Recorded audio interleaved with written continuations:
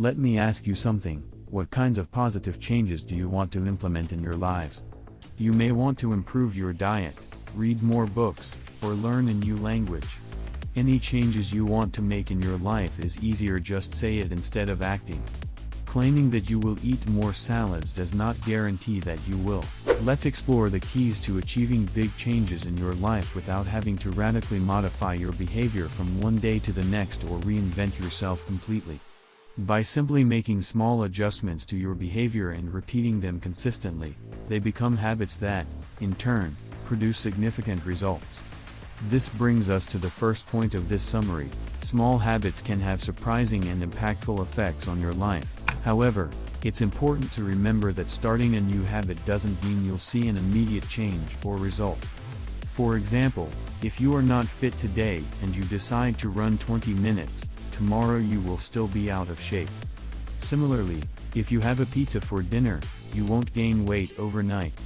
However, by repeating these behaviors day after day, our decisions accumulate and generate great results.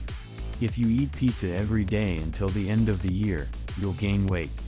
The same goes if you run 20 minutes every day, eventually you'll be slimmer and fitter. While the changes may not be apparent at first, they are likely already happening. The bottom line is that small habits, whether good or bad, will have a big impact on your life. Even if you don't see the effects in real time, the results of your habits will become visible over time.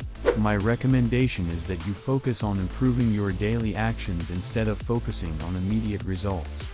For example, if you have some money in the bank and save a little each month, the short-term results won't be very noticeable, but you can trust that you're on the right track. If you keep up this habit month after month, year after year, you'll eventually see big changes. When a lack of progress discourages you, remember that you're doing the right thing and moving in the right direction. The question you will probably be asking yourself now is, how can I move in that direction? The answer is that you need to create habits. Remember that habits are automated behaviors that we acquire through experience. When you walk into a completely dark room, you don't think about what you're going to do next. The first thing you do is look for the light switch. This is a habit, a behavior that you have repeated so many times that now you do it automatically. Habits like this control much of our lives, from brushing our teeth to driving a car. They are extremely powerful. How do they form, you may ask? In the 19th century, a psychologist named Edward Thorndike attempted to answer this question. He first placed some kittens in a dark box and timed how long it took them to escape.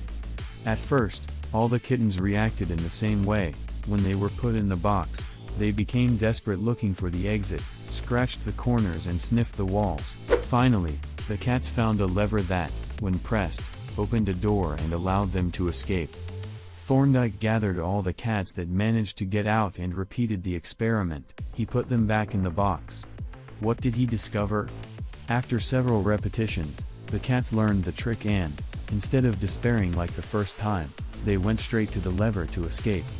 After 20 or 30 attempts, the cats managed to get out in an average of 6 seconds. In other words, the process of escaping from the box became a habit for cats. With this experiment, Thorndike discovered something very important: behaviors that provide satisfaction, in the case of kittens, freedom, tend to repeat themselves until they become automatic. Obviously, research in the decades that followed has taught us a lot more about habits. We now know that habits consist of 4 essential elements. The first is the signal, the second is the desire, the third is the response, and the fourth is the reward. First, there's a sign that drives you to act. Walking into a dark room tells you that you need to do something to be able to see. Then comes the desire to change your current state, in this case, to move from darkness to light. Next, there is the response or action, which is to turn on the switch. The last step in the process is the goal of each habit, the reward, which in this case is the relief and satisfaction of being able to see your surroundings. All habits follow this same process. For example, if you're used to drinking coffee in the morning when you wake up, the signal is to wake up, and the desire is to feel awake and alert. The response is to get up and make yourself a coffee, and the reward is to feel awake and ready to face the day. Now that we know how habits work, let's see how to develop good habits that can change our lives. That is, to build new habits that require concrete signs and an action plan. Once you understand how the 4 elements of habits work, you can begin to influence habit formation so that productive habits are long-lasting and not just temporary. For example, imagine you're eager to learn how to play the guitar. You already have basic knowledge, but you struggle with daily practice. Every morning you wake up with the same intention and you say to yourself, "This afternoon I'm going to practice the guitar." However, at the end of the day, you still haven't even played the guitar or looked at it. But now that you know the secret to building habits, you can take advantage of it and use it to your advantage. In this case, you want the signal to be very noticeable. Instead of keeping your guitar in a corner or in its case, you should place it in the center of your room so you can't overlook or forget it. Making your sign visible and inescapable will make it easier to transform your desire to practice into a habit. Modifying your environment so that your signals are well in sight and in the center will help, but if you want to further optimize your signals, you can resort to what's known as the implementation intentions. And what does this mean? Well, when it comes to developing good habits, many of us are inconsistent or passive in our intentions. We say things like, "I'm going to improve my diet," or "I'm going to learn to play guitar," and we just hope that happens. Implementing intentionally helps us go beyond mere intention. Doing it intentionally provides us with a clear plan of action and helps us establish when and how we are going to cultivate the habit we want. Going back to the guitar example, instead of just setting out to practice guitar this week, you should shift your focus and say, "On Monday, Wednesday, and Friday, when my alarm goes off, my first task will be to play guitar and practice for an hour." In addition to this, make sure to leave your guitar visible and in the center of the room. By consciously implementing this intention, you are charting a clear path for yourself and providing yourself with a very obvious signal.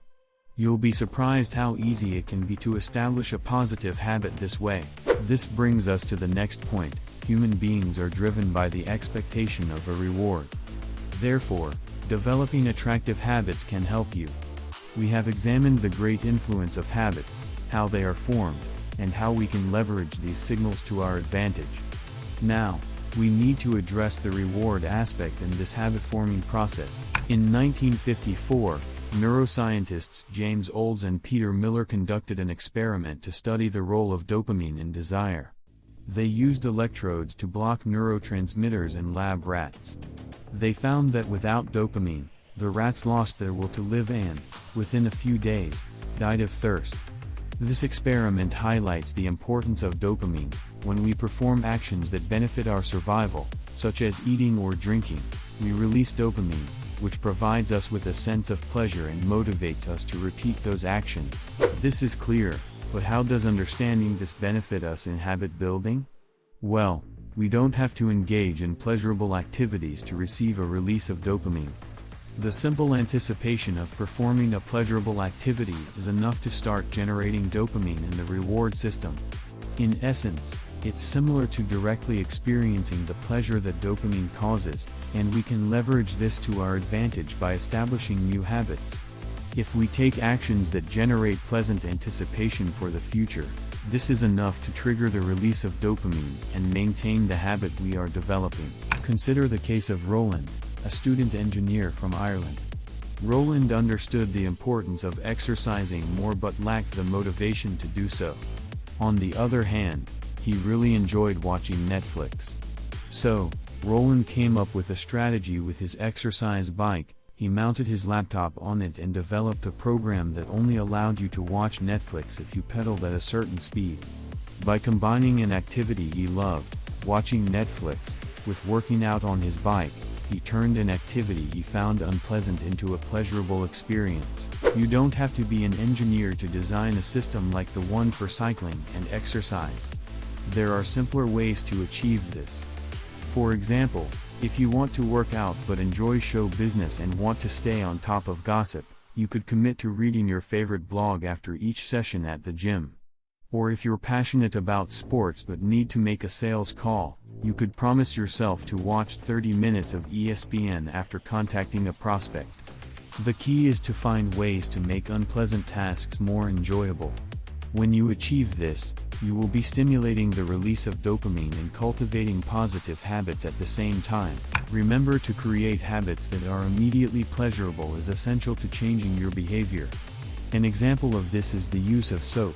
People feel pleasant to see the foam and have a pleasant smell. However, the foam and smell are not necessary elements for the elimination of bacteria.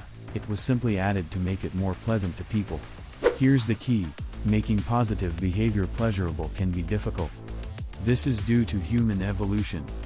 We currently live in an era of delayed gratification. For example, you go to work in the office now, but the benefits don't materialize until you receive your salary. You can also go to the gym in the morning, but you won't see immediate results in weight loss. Sadly, our brains have developed to seek instant gratification. Our ancestors didn't think long-term, like saving for retirement or maintaining a healthy diet. They were focused on the present, such as finding food, shelter, and being alert to avoid predator attacks. This focus on immediate gratification leads us to develop bad habits. For example, smoking can cause cancer 20 years later, but in the moment it relieves stress and nicotine cravings.